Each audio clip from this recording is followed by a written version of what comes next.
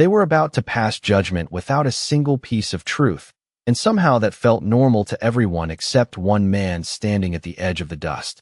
Before we continue, tell me, where are you watching from tonight?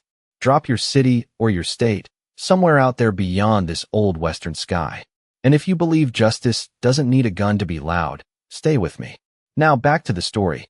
The wind moved slow through Dry Hollow that morning, carrying the dry scent of wood and horse sweat, brushing against the rough edges of a town that had learned to survive without asking too many questions.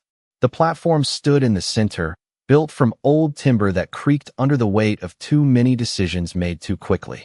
Ayanna Redleaf stood there, hands bound, chin lifted just enough to meet the eyes she knew wouldn't meet hers for long. She didn't beg. That was the first thing people noticed. No trembling voice, no desperate plea, just silence. And somehow, that made them more certain she didn't belong. Around her, the crowd shifted in uneven circles, boots scraping dirt, whispers passing like dry leaves, each one carrying the same quiet conclusion. Someone had to answer for what happened last night. No one had seen anything. No one had proof. But fear doesn't wait for proof.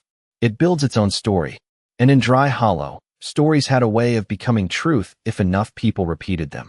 Sheriff Dalton Briggs stood off to the side, his badge catching just enough sunlight to remind people there was still something like law in this place, even if it bent under pressure. His hand hovered near his belt, not resting, not ready, just uncertain. The kind of hesitation that grows when a man knows something isn't right but can't find the strength to say it out loud. Ayanna's dark eyes moved once across the crowd, slow and measured, not searching for help, but memorizing faces, as if she already understood what kind of ending they had written for her. A child near the front clutched his mother's skirt, peeking out with wide eyes, not understanding the weight of what he was watching, only feeling the tension pressing down like the heat before a storm. Somewhere in the distance, a horse exhaled sharply. Leather creaked. Then came the sound that didn't belong to the rhythm of the crowd. Boots, steady, deliberate, closing the distance one step at a time. Ethan Cole didn't rush. He never did. His coat carried the dust of miles behind him, and his hat sat low, shadowing eyes that had seen enough to know when silence was louder than gunfire. He stopped 10 feet from the platform, close enough to be seen, far enough to still walk away.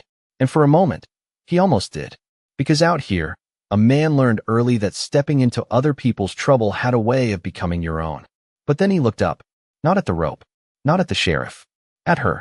And something in that stillness, in the way she stood without asking for anything, held him there longer than it should have.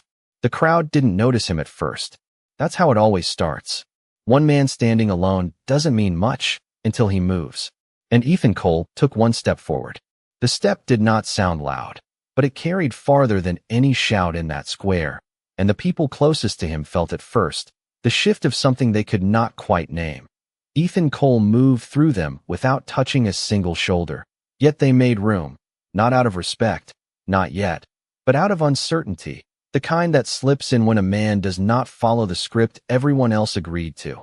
Sheriff Dalton Briggs straightened where he stood, his jaw tightening as Ethan came into clear view. And for a second their eyes met, one asking without words, the other refusing to answer.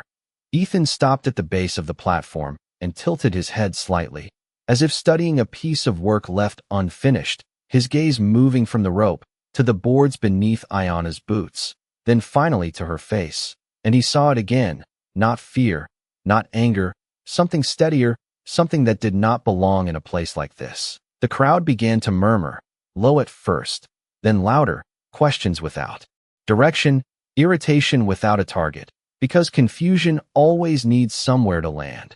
One man near the front crossed his arms and spat into the dirt, shaking his head as if to remind himself what he believed before this moment. Started to bend. Ethan reached up slowly, not toward his gun, never toward his gun, but to the brim of his hat, lifting it just enough to let the light catch his eyes.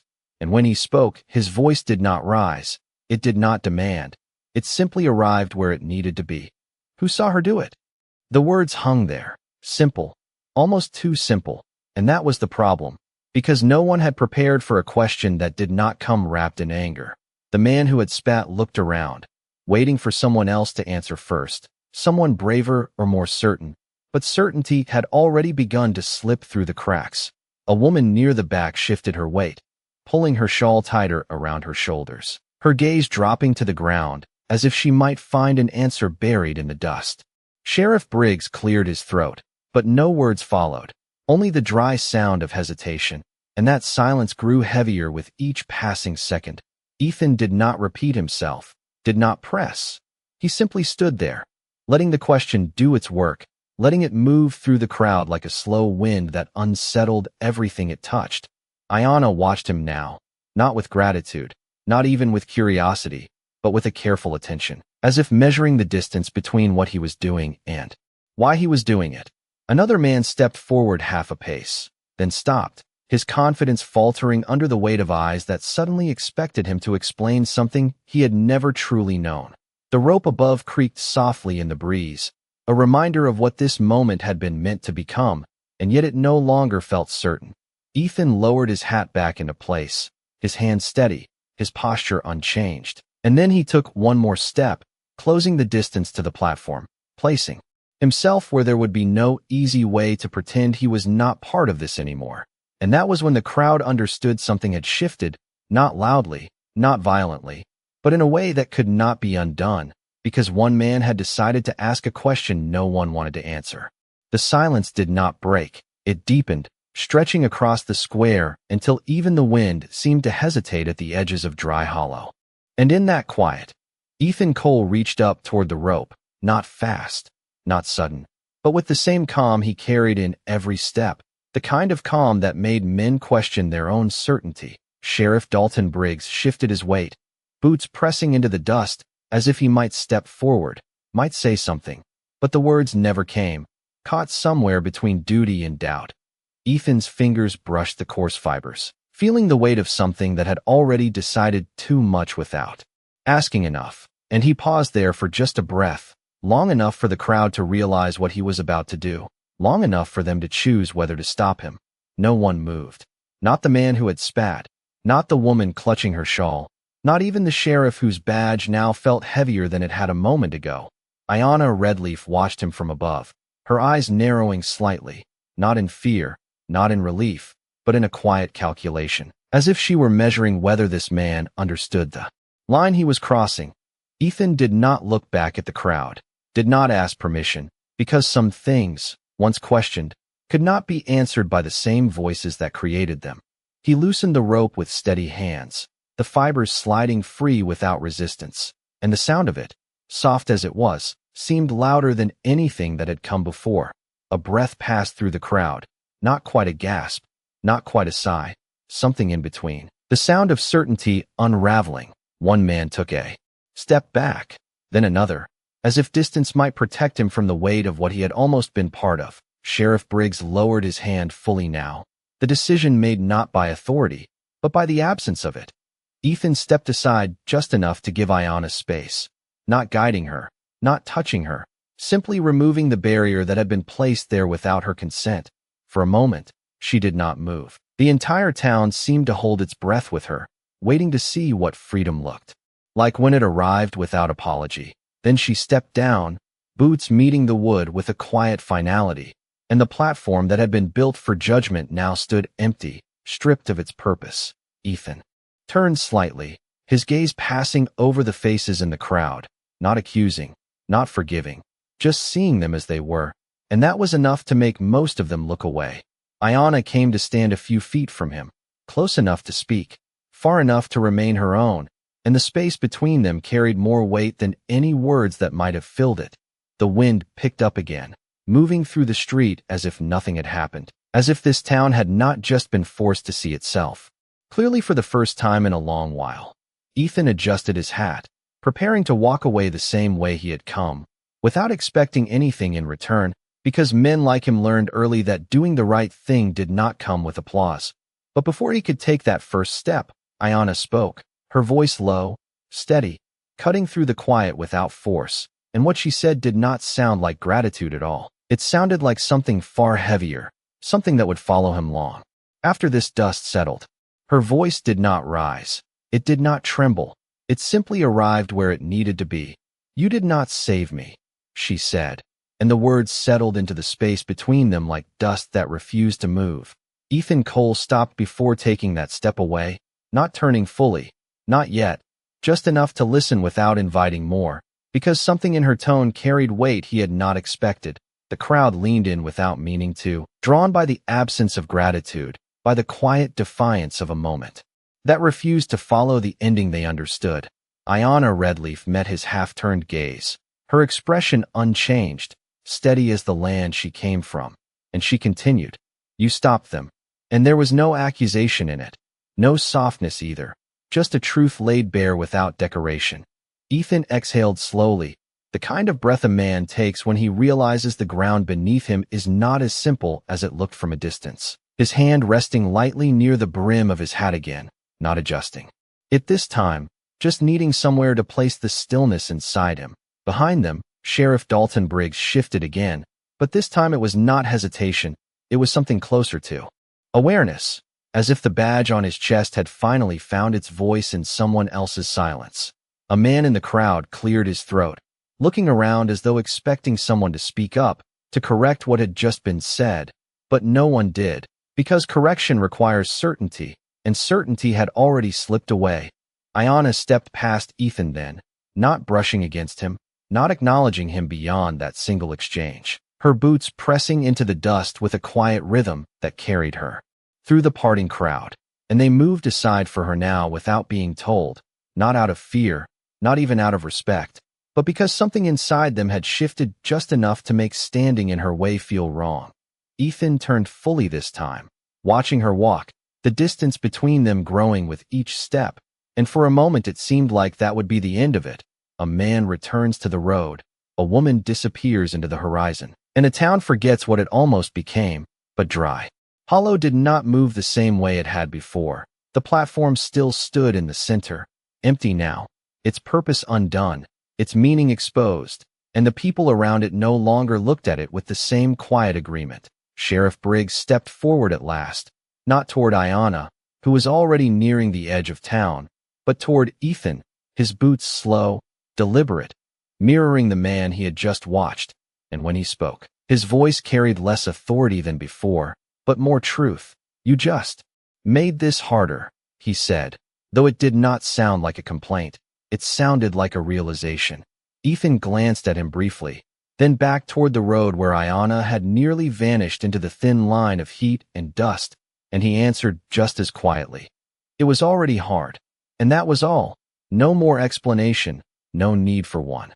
The wind moved again, brushing past them both, carrying away the last echoes of what had almost happened, but leaving behind something that would not fade so easily, because out here, a man could walk away from trouble, but he could not always walk away from what he had seen. And as Ethan finally stepped off from the square, following no one and nothing in particular, there was a question left hanging in the air, heavier than the rope that had been loosened, quieter than the words that had been spoken, a question no one in Dry Hollow knew how to answer yet, and one that might not stay buried for long. The town did not return to normal, not right away, because something had been interrupted that morning, something quiet and dangerous that had almost become routine.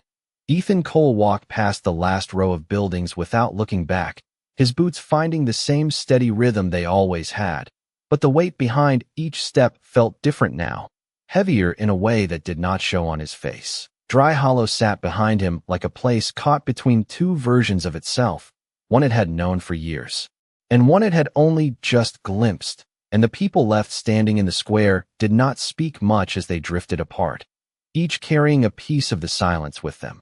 Sheriff Dalton Briggs remained near the empty platform longer than the others, his eyes fixed on the worn boards as if they might tell him what he should have done sooner, his hand brushing lightly against the badge on his chest, not with pride, but with a question he had never needed to ask before. Down the road, Ayanna Redleaf moved at a measured pace, not rushing, not slowing. The horizon ahead of her wide and open, the kind of distance that offered no promises but at least no lies either, and she did not turn around, not even once, because whatever needed to be said had already been spoken. Ethan caught sight of her far ahead, just a figure against the light, and for a moment he considered stopping, letting the distance settle into something final. But instead he kept walking, not to catch up, not to follow, just moving in the same direction because the road allowed it. A wagon creaked somewhere off to the side. A door closed behind him. Small sounds returning to the world as if nothing had shifted at all, yet each one felt slightly out of place, like echoes arriving a second too late. The dust lifted under his boots and settled again, without leaving a mark worth remembering. And that was how most men preferred it out here. To pass through without changing anything. Without being seen too clearly. But Ethan had already stepped past that kind of living. Up ahead, Ayanna slowed just enough to adjust the strap of the small pouch at her side. Her movements efficient, practiced, and when she resumed walking, her path angled slightly off the main road, toward a line of low hills that broke the flat horizon. Ethan noticed the shift, not because he was watching her closely, but because he had learned to read the land through the way people moved across it. And that small change told him more than any words could have. He slowed then, not stopping, just letting the space between them stretch wider, giving her the distance she had already claimed without asking. Behind them, the town finally began to move again, but not in the same way, not with the same certainty, because once a question like that had been asked, once a rope had been loosened without resistance, it did not tighten again so easily. Sheriff Briggs turned away from the platform at last, his boots carrying him toward the office he had always relied on. But even that doorway looked different now, less like a place of answers and more like a place that would need them. Ethan reached the bend in the road where the buildings of Dry Hollow no longer cast shadows across his path, and he paused there for a brief second, not to look back, but to listen, to the wind, to the silence, to whatever had changed that did not yet have a name. And then he stepped forward again, knowing that whatever came next would not be waiting for him in that town, but somewhere further down the road where choices did not come with witnesses, only consequences. The road narrowed as it curved toward the low hills, the kind of path that did not promise comfort but offered distance. And out here distance was often the only thing that kept a man honest with himself. Ethan Cole followed it without hurry, his pace steady, his eyes not fixed on Ayanna Redleaf ahead, but aware of her presence the same way he tracked weather or shifting ground, something you did not stare at, but never ignored. She had moved off the main trail now, her figure cutting a line through the dry grass that whispered against her boots, and the land seemed to accept her in a way it never quite did for the town behind them. Ethan slowed again, not because he needed rest, but because he understood the meaning of space, the kind that was not given by words but taken by choice. And he let that space stretch until her outline became less distinct, almost part of the horizon itself. A hawk circled high above, its shadow passing briefly over the ground between them. And in that fleeting darkness Ethan felt something settle, deeper in his chest, not regret, not doubt, but a question that had not finished forming. Behind him, Dry Hollow was no longer visible, hidden by the bend and the rise of the land, but its weight still lingered, carried in the silence that followed him like a second shadow. He reached a small outcrop of stone where the wind shifted direction, cooler here, carrying the faint scent of sage and something older. Something untouched by the noise of men deciding things they did not understand. Ethan paused there, one boot resting on the rock, his hand lifting to adjust his hat more out of habit than need. And for a moment he let the stillness speak, because out here silence did not accuse, it clarified. Far ahead, Ayanna stopped, not abruptly, not as if she had been waiting, but as if the land itself had given her a reason to pause. And she turned slightly, not enough to face him fully, just enough to acknowledge that she knew he was still there. The distance between them held, wide and deliberate, and neither of them crossed it. The wind moved through her hair, through the dry grass, through the space that separated them. And when she spoke, her voice did not need to carry far, because it was not meant for the land or the sky, only for him. "You think that was the end," she said, her tone even, almost quiet enough to disappear if a man was not listening carefully. But towns like that do not change in a morning. Ethan did not answer right away, not because he did not have words, but because he understood that answers given too quickly often missed the truth they were meant to hold. He stepped off the rock and continued forward, not closing the distance, just moving in a line that kept them within sight of each other, his voice low when it came, steady as before. "No," he said. They do not. And that was all, because anything more would have sounded like a promise. And promises out here had a way of breaking under the weight of reality. Ayanna turned her head forward again, her path angling further into the hills, and Ethan watched the direction she chose, the way she moved without hesitation, as if she had already decided where she belonged and what she would face next. The wind picked up slightly, carrying the sound of something distant, not quite a voice, not quite an echo, just enough to remind him that the world did not end at the edge of that town, and whatever had started back there had not finished, not for him, not for her, and not for the people who would wake the next morning with the memory of a rope that had not done what it was meant to do. The hills rose slowly, not steep enough to challenge a horse, but enough to hide what lay beyond, and that was where Ayanna Redleaf was heading, her path no longer uncertain, no longer shaped by escape, but by intention.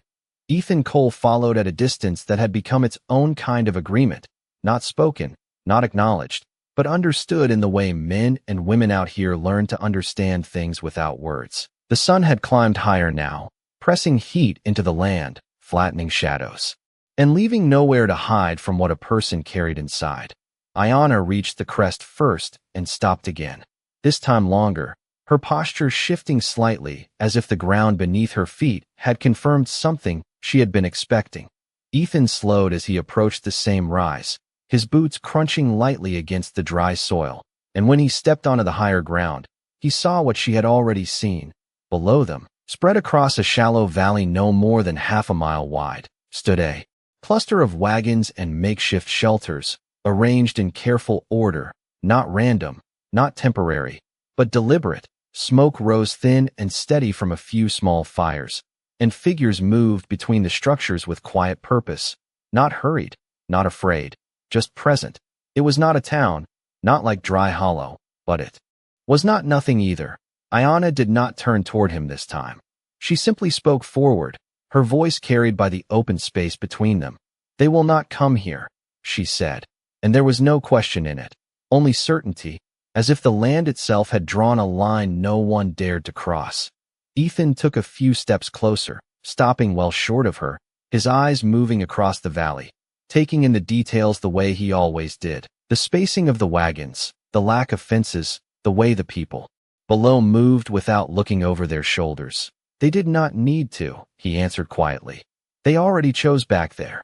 Ayanna let that sit for a moment, the wind brushing past them both, carrying the faint sounds from below, low voices, the creak of wood, the simple rhythm of people living without asking permission. Choice is not the same as change, she said, and this time she turned her head slightly, enough for him to see the edge of her expression, still calm, still unreadable, but not distant anymore, not entirely. Ethan nodded once, not in agreement, not in disagreement, just acknowledging the truth in the words, because out here truth did not need to belong to one person. Below them, one of the figures paused and looked up, noticing the two silhouettes on the ridge, and for a moment the valley held still, not tense, not welcoming, just aware. Ethan felt the weight of that gaze, not as a threat, but as a measure, the kind that asked what a man carried with him when he stepped into a place that was not his. Ayanna began to move again, stepping down the slope with the same steady rhythm, not looking back, not inviting him, not telling him to leave, simply continuing forward into a world that had its own rules, its own balance. Ethan remained where he was for a moment longer, the line between staying and leaving clearer than it had ever been, and yet no easier to choose. The wind shifted once more, carrying the scent of sage and smoke up toward him, and with it came a quiet understanding that whatever had begun in Dry Hollow had led here not by accident, but by consequence, and the road behind him had already closed in ways that did not show on the ground, only in the choices he had made along it. The valley did not welcome him, but it did not reject him either, and that was a difference Ethan Cole understood better than most. He remained on the ridge as Ayanna Redleaf descended alone, her steps unbroken, her place among them already decided long before this morning had begun. The figures below shifted as she approached, not rushing, not gathering, just turning their attention toward her in a way that carried recognition without display. One of the older men stepped forward from between the wagons, his posture straight, his movements deliberate, And though Ethan could not hear the words that passed between them, he saw the way Ayana inclined her head, not in submission, not in apology, but in acknowledgement of something that existed before both of them.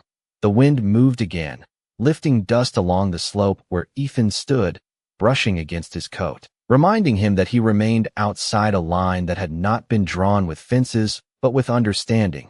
He shifted his weight slightly, one boot pressing deeper into the soil, not advancing, not retreating, just holding his place as a man who had chosen not to interfere where he did not belong. Below, the brief stillness gave way to motion again, small at first, then natural, as if his presence had been measured and set aside, not forgotten, but accounted for.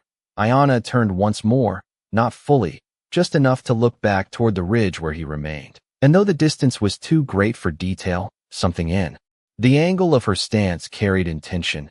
Ethan did not raise a hand, did not call out, because some distances were not meant to be crossed with sound. Instead, he lowered his gaze slightly, a gesture that meant little in his world, but everything in one that understood restraint as clearly as action. The older man beside her followed her glance, his eyes lifting toward the ridge, toward Ethan. And for a moment the weight of that look reached farther than the valley itself. It was not suspicion, not gratitude, but something quieter, something that asked a question without expecting an answer, and Ethan held that gaze without challenge, without defense. Simply allowing himself to be seen as he was, a man who had stepped in once and chosen not to step further. The sun shifted overhead, drawing shorter shadows across the ground, and the air grew still in that way it did before the heat settled fully into the day. Ayana turned away again, this time completely, and walked deeper into the circle of wagons, her figure gradually blending into the rhythm of movement below, until she was no longer separate from it. Ethan remained on the ridge a few moments longer, long enough for the space between them to settle into something final, something that did not need words to close. He drew a slow breath, the scent of sage and smoke filling his lungs, and then he stepped back from the edge, turning not toward the valley, but toward the open land behind him. The road there was not marked, not worn by many travelers, just a stretch of earth that accepted whatever direction a man chose to give it. He adjusted his hat once more, the gesture familiar, grounding, and began to walk, his pace unhurried, his path unclaimed. Behind him, the valley remained as it was, steady, quiet, untouched by the need to explain itself, and ahead of him, the land opened wide, offering no answers, only distance, and sometimes that was the only kind of truth a man could carry without losing himself along the way. The land stretched wide behind him, open and indifferent, the kind of space that did not ask where a man had been or what he had done, only whether he kept walking. Ethan Cole moved through it with the same steady rhythm, his boots pressing shallow marks into the dust that the wind would soon take back, and for a while there was nothing but the sound of that movement, the quiet repetition of a man putting distance between himself and a place that had already begun to change without him. The sun had climbed higher, flattening the world into light and heat, and the air carried that dry stillness that made every thought feel louder than it should have. He did not look back toward the valley, not because he had forgotten it, but because he understood that some lines, once crossed, were not meant to be checked again. Ahead, the land dipped slightly, forming a shallow basin where a narrow trail cut through, faint but visible to a man who knew how to read the ground, and Ethan followed it without thinking, letting habit guide him where intention had not yet formed. A few hundred yards in, he slowed, not from fatigue, but from something less certain, a shift in the air that did not belong to wind or heat. He stopped, listening, his head turning just enough to catch what did not want to be heard. And there it was, faint, distant, but clear enough to matter, the sound of hooves, more than one, moving with purpose across hard ground. Ethan did not reach for his gun, did not change his stance. He simply stood there for a moment, measuring distance, direction, the kind of quiet calculation that kept a man alive without ever needing to speak of it. The sound grew slightly, not closer in a straight line, but angling, circling, as if whoever rode out there had not yet decided exactly where they were going, only that they were moving fast enough to matter. He turned his head back once, not toward the valley itself, but toward the ridge that had hidden it, the place where he had stood only minutes before, and for a brief second something passed through his expression, not concern, not fear, something closer to recognition, because out here, things did not stay contained, not in towns, not in valleys, not in the choices people made when they thought no one would challenge them. Ethan exhaled slowly, the breath steady, controlled, and then he stepped off the trail, just a few feet, enough to place himself beside a low rise of rock and scrub that broke his outline against the land, not hiding, not exactly, but no longer standing in the open where he could be read as easily as the ground beneath him. The hooves continued, the rhythm clearer now. 3, maybe 4 riders, their pace uneven in a way that suggested urgency without direction. And Ethan watched the horizon where they would appear, his eyes narrowing, slightly against the light. The wind shifted again, carrying the faintest trace of dust from their path, and with it came the quiet understanding that whatever had begun back in Dry Hollow had not ended. With a single question or a loosened rope, it had only changed shape, moved outward, searching for where it might settle next. Ethan rested one hand lightly near his belt, not gripping, not ready, just present. The way a man stays present when the world around him begins to move in ways that no longer feel accidental. And as the first distant figures finally broke the line of the horizon, small against the wide sky, he did not step forward or back. He simply watched, because sometimes the next choice does not come when a man is ready. It comes when something else arrives to ask for it. The riders did not slow as they came into clearer view, but their direction shifted just enough to show they had seen him, for silhouettes against the pale horizon, spaced unevenly, their horses carrying the kind of restless energy that came from long miles and unfinished business. Ethan Cole remained where he stood beside the low rise of rock, not stepping out, not stepping away, his posture unchanged. The kind of stillness that did not invite trouble but did not avoid it either. The wind moved across the basin, lifting thin strands of dust that blurred the distance for a moment, and when it settled again, the riders had closed the gap by another 100 yards. He could make out more now, the way one leaned slightly forward in the saddle, another scanning the ground as if reading tracks that had already begun to fade, and though their faces were still too far to see, their intent carried across the open land with enough clarity. They were not wandering, they were following something. Ethan's gaze shifted briefly to the ridge behind him, the line that hid the valley where Iona had disappeared, and then back to the men approaching, because the direction they had chosen told him more than any words could have. They were not headed for him, not exactly, but they were not avoiding him either, and that meant he was already part of whatever trail they believed they were on. One of the riders raised a hand slightly, not a wave, not a signal meant for greeting, just enough to draw the others' attention, and their formation tightened without slowing, a small adjustment that spoke of shared understanding. Ethan stepped forward then, just one pace, enough to bring himself fully into the open, his outline clear against the light, because a man who hid too early often found himself answering questions he had not meant to ask. The distance between them narrowed to less than a quarter mile now, close enough for voices if either side chose to use them, but neither did. Silence held, stretched thin across the space. And in that silence, every movement carried weight. The lead rider shifted in the saddle, angling slightly toward Ethan, not breaking pace, just acknowledging the presence ahead, and Ethan responded in the only way that mattered, by standing exactly where he was. No hand raised, no call given, just a man in the open, letting himself be seen without offering anything more. The ground beneath his boots felt steady, familiar, but the air had changed, carrying that same quiet tension that had filled the square in Dry Hollow, the kind that did not shout but pressed in from all sides. The riders slowed at last, not stopping, just easing their horses into a measured approach, and as they did, the first details of their faces began to take shape, lines of dust, eyes narrowed against the light, expressions that did not give away what they expected to find. Ethan let his hand rest loosely near his belt, not gripping, not preparing, simply acknowledging the moment as it arrived, because out here, the difference between a meeting and a mistake often came down to how a man chose to stand.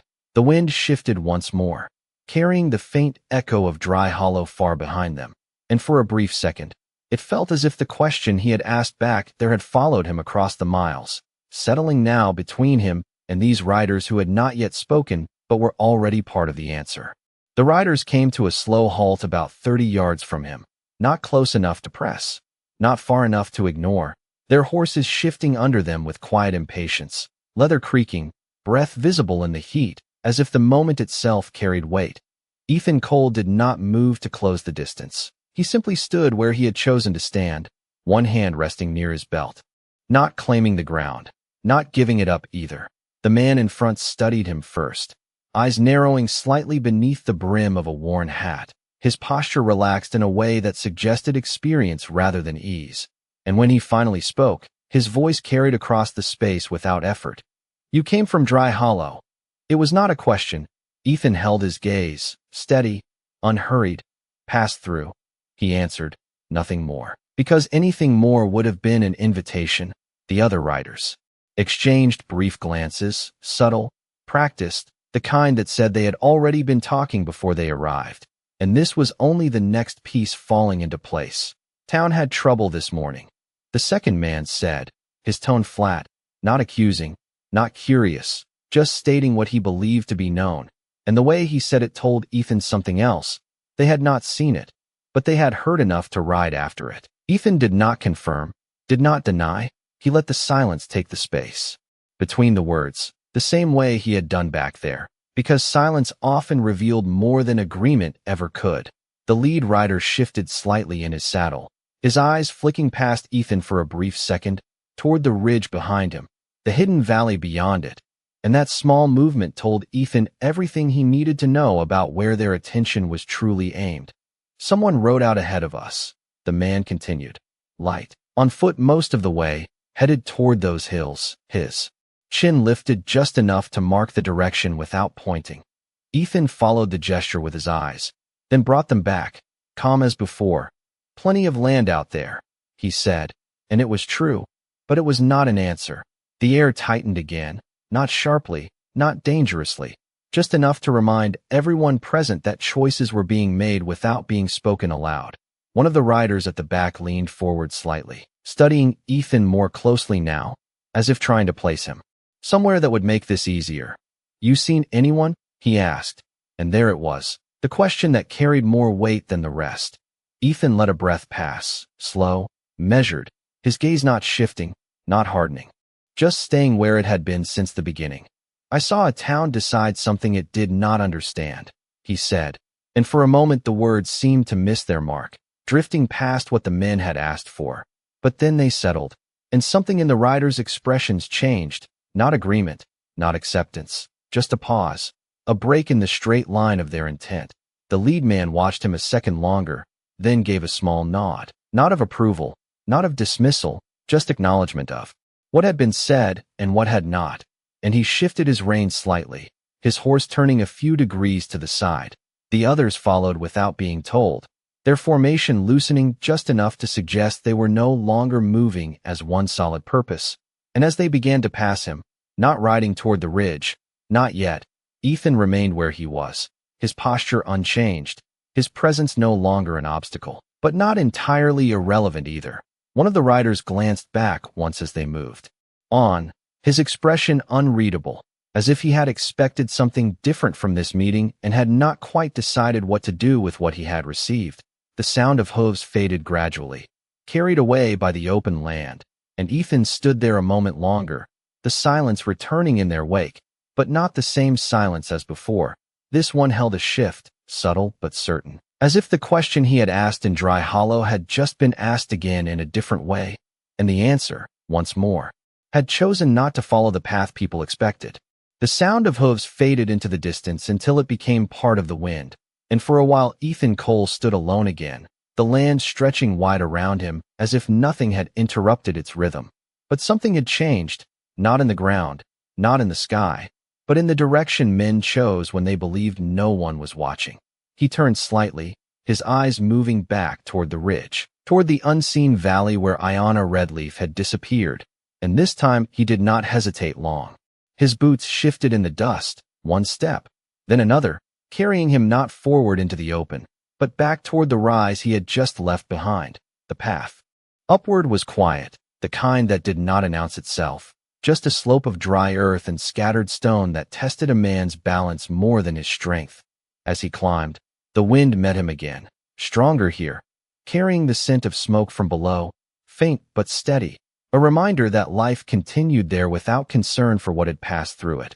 When he reached the crest, he did not step fully into view, not at first. He paused just short of the edge, listening, the way he had learned to listen long before this morning had ever begun. The valley below moved as it had before, calm, ordered, untouched by urgency, and for a moment it seemed as though the riders had never existed, as though the tension had belonged only to the road behind him. But then he saw it, far to the right, beyond the main cluster of wagons, a thin line of dust rising where there should have been none, distant, but moving. The riders had not turned away, they had only chosen a different path. Ethan stepped forward now, just enough to see clearly, his eyes narrowing against the light as he tracked the movement, for figures angling wide, not toward him, not toward the center of the valley, but circling, searching for an approach that did not require being seen. Below, nothing had changed yet, no alarm, no shift in movement, only the quiet rhythm of people who believed themselves beyond the reach of what chased them. Ethan let out a slow breath, the kind that carried decision with it, and for a moment he considered the distance, the time it would take, the chance that he could reach the valley edge before the riders closed their arc. But he did not run, did not rush down the slope, because rushing often arrived too late. Instead, he moved with purpose, descending along the ridge line rather than straight down, using the height to keep the riders in view while placing himself between them and the open ground below. The path was uneven, forcing each step to be chosen, not taken, but Ethan did not falter, his pace steady, controlled, the same way it had been when he stepped into that square back in Dry Hollow. The wind pressed harder now, pushing against him, carrying the dust line closer, clearer, and with it came the quiet understanding that whatever those men were looking for, they had not found it in him, and they had not given up. Below, one of the figures in the valley paused again, looking out toward the far edge, sensing something that had not yet revealed itself, and the balance of the place shifted, just slightly, just enough. Ethan reached a point along the ridge where the land dropped more sharply, a natural break that narrowed the approach, and he stopped there, not hidden, not exposed, simply present in the one place the riders would have to cross if they meant to continue unseen. His hand rested near his belt again, not gripping, not ready, just steady, as the dust line drew nearer, and the moment that had begun in silence prepared to arrive again, not in a town this time, not before a crowd, but out here where the land itself would witness what a man chose to do when no one asked him to. The riders appeared where the land narrowed, just as Ethan Cole had expected, their path no longer uncertain, their direction no longer hidden, and when they saw him standing there, alone on that stretch of broken ground, they slowed without being told. The lead man studied him again, longer this time, as if trying to understand why a stranger would place himself in the one place that mattered, and Ethan did not speak, did not move. He simply stood there, the same way he had stood in that square, the same way he had chosen to stand every time the world leaned the wrong way. The wind pressed between them, carrying dust in low circles, soft against boots and hooves, and in that quiet, something passed without words, something that made the men reconsider not what they wanted, but how far they were willing to go to reach it. One of them shifted in the saddle, glancing past Ethan toward the valley below, calculating distance, time, the cost of pushing forward through a man who had already shown he would not step aside just because others expected it. "You again," the second rider said finally, not surprised, not annoyed, just acknowledging the pattern forming in front of him, and Ethan answered the same way he always did, with less than expected. "Still standing," he said, his voice even, carrying no challenge, only presence. The lead rider exhaled slowly, his shoulders easing not from comfort, but from recognition, the kind that comes when a man understands that what stands in front of him is not an obstacle to break, but a line to consider. He looked past Ethan one more time, toward the unseen people below, toward a place that had not called for trouble and did not deserve to receive it, and something in his expression shifted, not weakness, not defeat, just a decision made quietly. He pulled lightly on the reins, his horse turning before the others had fully realized it. And one by one they followed, not arguing, not questioning, because some choices did not need to be explained when they were understood.